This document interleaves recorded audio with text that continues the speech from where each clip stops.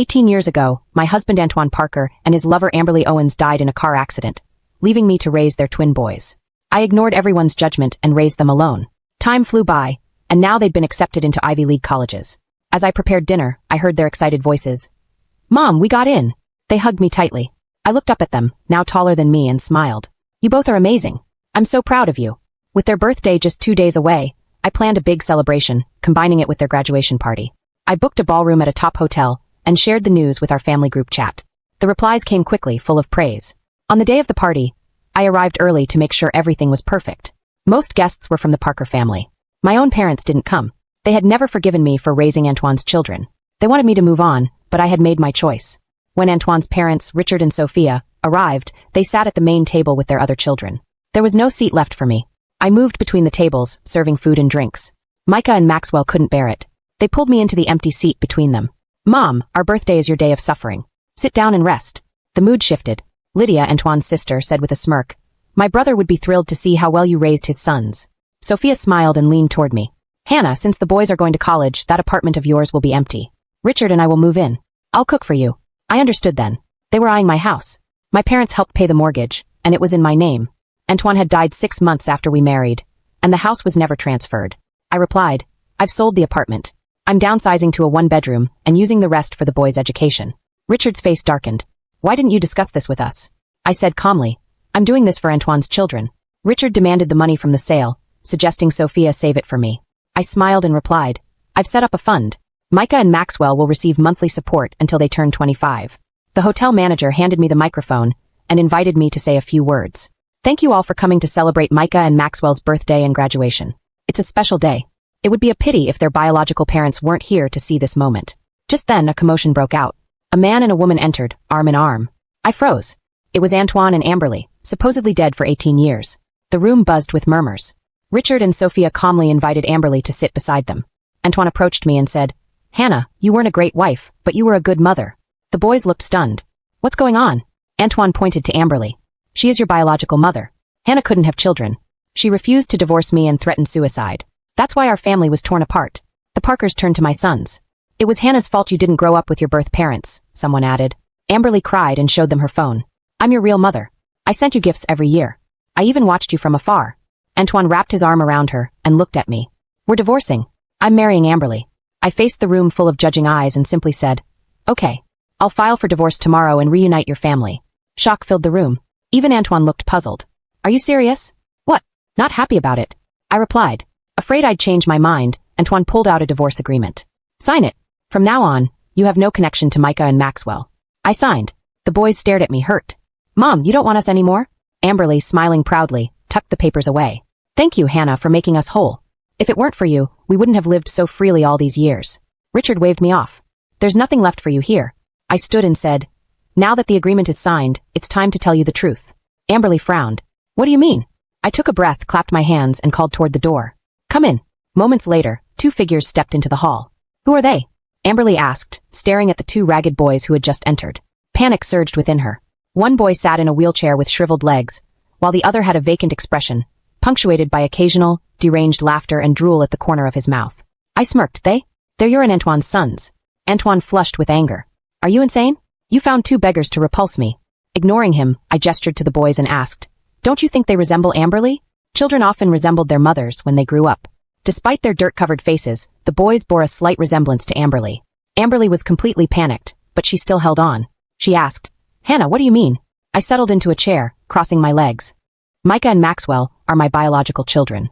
These are the sons you've been waiting for 18 years. Amberly froze. "No way. You're lying. I want a paternity test." Most people had a general idea when comparing their looks. I retrieved a folder from my bag. "Here are the paternity reports for Griffin, Gavin, and Antoine. Read them." I tossed the file onto the table. Amberly knelt to skim through the pages. When she reached the final identification results, her legs buckled. She stammered, "No, it can't be. You must have faked it. You're crazy about wanting a son. You even forged the paternity tests." I pointed to my head and said, "The document is notarized with a licensed notary public signature." The Parker family members were stunned when they saw the signature. Only Micah and Maxwell sighed in relief, standing quietly behind me. When Antoine and Amberly died in that strange car accident, their quick cremation raised my suspicions about their deaths. Afterward, I discovered I was pregnant with twins, so I came up with a bold plan. I took the initiative to assume the responsibility of raising the children. I took them to the countryside under the guise of grief. 2 years later, I returned with my twin boys. Everyone assumed they were Antoine's illegitimate children, even my parents, who called me foolish for raising someone else's kids. But I didn't care about their opinions. Everything I did was for this moment. Antoine gazed at the 2 little beggars with a mixed expression. I smiled and said, "Griffin, Gavin, they're your mom and dad. Come with them." The silly Gavin grinned and hugged Amberly tightly, exclaiming, "Mom! Mom!" His snot, tears, and spit splattered Amberly. She screamed in horror and pushed him away with all her strength. "Get away! You're disgusting." Gavin stumbled and Griffin steadied him, glaring at Amberly gloomily. I taunted, "What? Your sons didn't get into Ivy League colleges, and you're disowning them?" Faced with my sarcasm, Amberly gritted her teeth and suppressed her anger. She said, "If they are my son, I will definitely admit them." At today's birthday party, with dozens of the Parker family members present, Antoine and Amberly had to feign love for their children. She stared at me fiercely. "Why did my 2 sons become like this? Did you abuse them?" I shrugged. "Who knows if it's your defect or Antoine's? That's what caused both kids to have congenital diseases. I had to support myself, and since you abandoned the kids, I have no choice but to send them to an orphanage." Amberly pointed at me, her face flushed with rage, but she couldn't find the words. Antoine and Amberly were humiliated. They had no choice but to take the children away. After they left, the birthday party ended in discord. Richard and Sophia wept, unable to believe their 2 grandchildren, who were admitted to the Ivy League colleges, weren't Antoine and Amberly's children. A week before the birthday party, I visited Antoine's parents and overheard them discussing how to use the occasion to reunite with Hannah and their sons. Connecting the dots, I understood their intentions. So I brought Griffin and Gavin. They were eager for a family reunion, and I wanted to fulfill that. After all these years, I aimed to revenge on them for what I had suffered in the Parker family. After selling my house, I bought a new one. I deliberately chose a new home opposite Amberly's. Conversations with neighbors revealed that Amberly and Antoine had lived there for 18 years. They were also a well-known model couple in the community. But the once loving couple now acted like enemies. The apartment had poor soundproofing, and I overheard their daily arguments. "Antoine, if it weren't for your stupid idea, we wouldn't be in this situation. You gave birth to 2 disabled kids.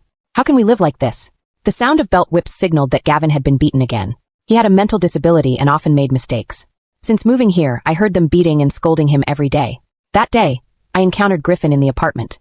He pushed his wheelchair to buy groceries. His face was covered with bruises, and he looked extremely pitiful. The apartment exit was a long slope, and he had difficulty turning the outer circle of the wheelchair. He didn't have enough strength and always slid down. I stepped in, grabbed the wheelchair handle, and pushed him up with all my strength. Griffin turned to me and whispered, "Thank you." "Do you need me to call the police?"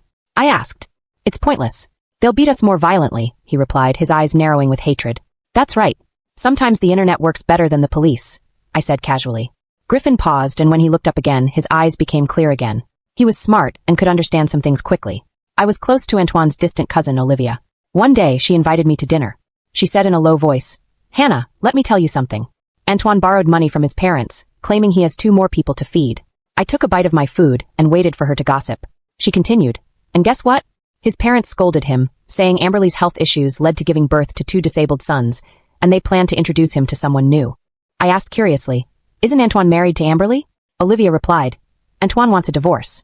He doesn't want to raise those 2 disabled sons." "His parents introduced him to whom?" I asked. Olivia leaned in. "It's his parents' relative's daughter, Diana Ellis, who works in housekeeping. She's going to be a nanny at Antoine's house, but actually, she's there to give birth to a baby. Antoine's parents would permit him to divorce Amberly once Diana has a son." Olivia burst into laughter after saying this. What a weird family. I chuckled too, knowing Antoine would probably never have peace again. I just didn't expect Diana to come so quickly. Only 3 days later, I saw a beautiful woman moving into Amberly's house. Amberly was unhappy, but once she learned that Sophia was footing the bill, she had nothing to say. Once Diana arrived, Antoine's attitude toward Amberly shifted dramatically. "You stay at home every day and have nothing to do. Go out and work," he sneered. "What? I was your mistress and bore you 2 sons, and now you're turning on me?" Amberly shrieked. Her sharp voice echoed throughout the department. "Don't mention your sons. You're sick and so are they." Antoine roared. "You bastard. You're such an asshole." Amberly screamed back. Moments later, the sounds of pots and pans clattering echoed from the apartment, creating a chaotic symphony. Under pressure to make ends meet, Amberly went to find a job. But she had never worked for more than 20 years, and no company wanted her. In the end, she could only work as a dishwasher in a restaurant. Struggling to cope, she vented her frustrations on Griffin and Gavin. Every day after she got off work, the neighbors could hear Gavin's screams and Griffin's pleas for mercy. Some people couldn't stand it and blamed her in the group chat. "Room 402, can you stop hitting your children every day? Are you their mom or not? Yeah, your actions upset the whole apartment and made my son cry." I've seen her kids. One is in a wheelchair, and the other is mentally retarded. Maybe she caused them to these situations. We lived in the same apartment for so many years. How come she suddenly has two sons this big? The group chat buzzed with heated discussions and rumors. I was watching the group chat with great interest. Finally, Amberly snapped back. It's none of your business if I discipline my son. Go to hell shit, all of you. The once gentle Amberly had transformed into a shrew. While she worked the night shift, Antoine and Diana recklessly cavorted in her home, disregarding Griffin and Gavin. I thought about it and prepared to escalate the situation. The next day, I installed a camera outside my house. When Amberly was not at home, Antoine and Diana openly flirted. The neighbors would pretend not to see it. Those who were once friendly with Amberly also cut off contact with her because of her beating children. Everyone in the building knew about Antoine's infidelity, except Amberly. I edited a collection of Antoine's trysts with Diana and shared it with the group chat, stirring up a storm of gossip. My God, this family is really messed up. It's no surprise. If I had a wife who abused the children every day, I would also cheat on her. Wicked mom, cheating dad, poor kids. I also sent a message in the group chat. What cheating? Don't you know Amberly was supposed to be the mistress? This sparked even more chatter. I sent the video of the birthday party to the group at the right time. Fortunately, I hired a photographer to record the whole process that day. In order to avoid being recognized, I also blurred my and my son's faces. Holy shit. These two are so devious, pretending to disappear while leaving the kids to the wife to raise. They're trying to claim someone else's achievements. If the wife weren't pregnant, they would have bullied her to death. It's satisfying to see it come to an end. They expected 2 Ivy League sons but got 2 beggars instead. Surprisingly, Amberly refrained from lashing out in the group chat this time. As night fell, a commotion erupted from the opposite door. Tell her to get lost. Get out of here. You adulterous couple. Shameless. Amberly shouted, throwing Diana's luggage outside and slapping her hard. Antoine wrapped his arms around Diana and said, Amberly, what's wrong with you? Diana is pregnant. If anything happens to her, I won't let this go. Amberly was on the verge of tears, her eyes red. I risked my reputation and fought to give birth to 2 sons for you. And this is how you treat me. Her voice trembled. Antoine glared at the 2 children in the room with disdain. Hannah won't let Micah and Maxwell admit me, and you gave birth to these 2 disabled sons. Do you want our family to have no offspring? Their argument escalated until a community worker arrived to mediate. Antoine turned away with the pregnant Diana, but the shouting continued across the street. Amberly shouted, Why? Why are you my sons? Why? A chilling scream followed. Ah, that hurts. Ouch. Help. Hearing the sound, I immediately called the police. More than 10 minutes later, 5 officers arrived. One of them said, Open the door. We're the police. After a long pause, Amberly opened the door, glaring at them. I haven't broken any laws. Why are you looking for me? The officers looked into the house, and their expression changed instantly. They pushed Amberly aside and walked in. The sight shocked everyone. I looked through the surveillance camera at the door. Gavin lay on the floor, bloodied, with a deep wound on his head. Help! She's going to kill my brother. Griffin cried, covering Gavin's head with a towel, panic in his eyes.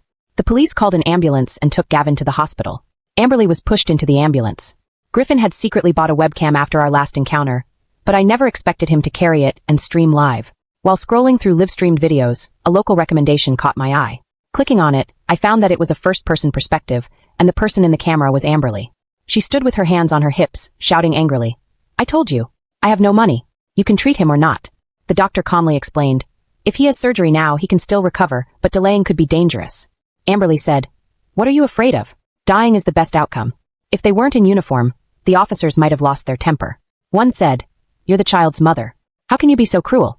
Amberly replied, Bah, if it weren't for these 2 idiots, I wouldn't be in this situation. They both deserve to die. Amberly hissed and wailed, finally collapsing to the ground in tears. The doctors had no choice but to request an emergency green channel. 5 hours later, Gavin emerged from surgery. The doctor shook his head regretfully. Mistaking this as a sign of her son's death, Amberly jumped up and asked, Is he dead? The doctor froze. It was the first time he had seen such a cold-blooded mother. He said, The child's life is not in danger, but due to severe brain damage, he won't be able to care for himself in the future. Amberly's expression darkened, her resentful gaze seeming to blame the doctor for saving Gavin.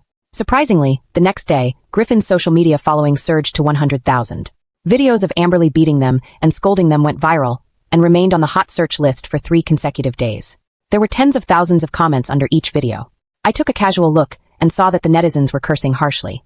Why don't parents like this go to hell? Bastards! Doesn't the police care? This is domestic violence, even homicide. Fuck! The police don't care, but I do. Let's expose them. I know Antoine's workplace. Men like him should be castrated. I turned off my phone and leaned back on the sofa. 2 days later, I saw that netizens had found Antoine's workplace. A group of people surrounded him and beat him up, leaving him with a swollen face. His boss even announced in front of the camera that he was fired. For a middle-aged man, losing his job would make it much harder to find new work, especially now that he was an internet celebrity. Antoine decisively hid back in his hometown. But on this day, Amberly's house was unexpectedly quiet. A few days later, while wearing a mask, I encountered Amberly coming down the stairs. She wore a wide-brimmed hat and a black mask as she hurried outside. Curiosity led me to follow her to a plastic surgery clinic. Coincidentally, it was where I worked. Through the surveillance, I witnessed a scene in the consultation room. "I want plastic surgery to completely change my appearance so people won't recognize me," Amberly said. She had been recognized whenever she went out without a mask. While eating and shopping at the market, she was met with people throwing soup and eggs at her. Someone had even discovered her address, sending dead animals and fresh feces daily. These incidents nearly broke her. "Miss, you need to think carefully." The counselor began but was interrupted by my phone call. She said, "Ms. Roberts." I said, "Design it to her specifications." She nodded. "I see." After hanging up, I was curious about Amberly's next move. The counselor finished the design plan and quoted the price. $280,000? Amberly's voice shot up. "Ms. Owens, if you're only having comprehensive eye surgery, $10,000 will suffice," the counselor offered. "No, I need a new face." Amberly mumbled. The counselor fell silent. Amberly leaned on the table and asked, "Can I pay in installments? Can you provide loans?" The counselor shook her head in embarrassment. Suddenly, I had an idea. I took a vacation and hurried home, picking up a loan shark's business card from the street along the way. As noon approached, I noticed Amberly returning home on the surveillance camera, looking somewhat downcast. She paused at the advertisement stuck on the doorknob, initially ready to discard it. But after reading it, she hesitated and slipped the card into her pocket. Everything was going according to plan. Unsurprisingly, Amberly secured a loan from a shark. Within 2 days, she was on the operating table for double eyelids, a nose job, facial fillers, and lips augmentation. Soon after, she moved away with Griffin and Gavin. Amberly believed plastic surgery would transform her life. Unfortunately, she didn't know that the loan shark I had chosen for her had the highest interest rate and a complicated background. The debt quickly spiraled, and soon the debt collectors came to her door, only to find she had vanished. When I heard urgent knocking, I slowly opened the door and said, "Their family has moved out." The burly man in the lead asked, "Do you know where she moved to?" I replied, "I don't know, but I can give you the address of her husband's house." I gave him Antoine's parents' address. I despised Amberly and loathed Antoine even more. Days later, Antoine's parents wanted to meet me. They brought Antoine along, and the three of them, all smiling, had reserved a private room at a restaurant. "Hannah, it's been a long time. We really miss you," Sophia said. "Cut the pleasantries and get to the point," I interrupted impatiently. Antoine looked ready to explode but seemed to think better of it and sat back down sullen. Sophia quickly added, "It's all that bitch Amberly's fault. She took out loans and refused to pay them back. The debt collectors came to our house and beat Antoine up right away. They said they would beat him to death if he didn't pay back the money. We couldn't find Amberly, so we could only." She spoke through tears, glancing at my expression. "Please help Antoine this once. After all, he is Micah and Maxwell's biological father." Antoine frowned at my silence. He threatened, "Hannah, don't be insensitive. If you refuse, I'll cause a scene at the university. That wouldn't be good for anyone." I couldn't help but laugh at their disgusting faces. I sneered, "Who told you Micah and Maxwell are your sons?" The three of them froze. Antoine stammered, "What do you mean?" I said, "Oh, I forgot to mention at the birthday party that I applied to the sperm bank for the two of them through in vitro fertilization. You have no connection to them." The room fell silent for a moment before erupting. Antoine shouted, "Hannah, you actually cuckolded me, you shameless woman. You shameless." I leaned back in my chair, speaking softly. "I have known for a long time that your twin sons are sick, but I deliberately kept it from you. Don't you care most about continuing the family line? I heard your mistress, Diana, had a miscarriage recently. Antoine, you're destined to be the last of your family." Antoine clutched his chest, pale, and slid off his chair. I said, "Oops, looks like you're very sick. You'd better call an ambulance." With that, I grabbed my bag and turned to leave. Retribution struck suddenly. Olivia called to inform me that Antoine was sent to the hospital because of a stroke. The doctor said that even if he recovered in the future, he would only be partially paralyzed. After addressing Antoine's situation, my next concern was Amberly. I found out through an agent that she was renting an old apartment. When I found out the address, I sent it to the loan shark company immediately. When I drove to the apartment, I saw several men dragging Amberly and her 2 children from the building.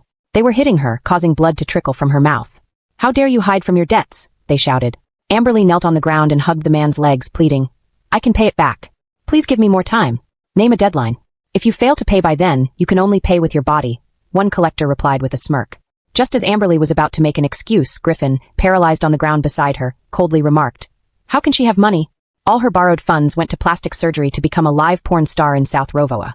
Griffin's gaze was filled with hatred. When the debt collector heard this, he immediately became interested.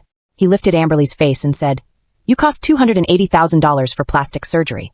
You're quite pretty." If you want to go to South Rovoa, let us know. We can help you out. Come with me.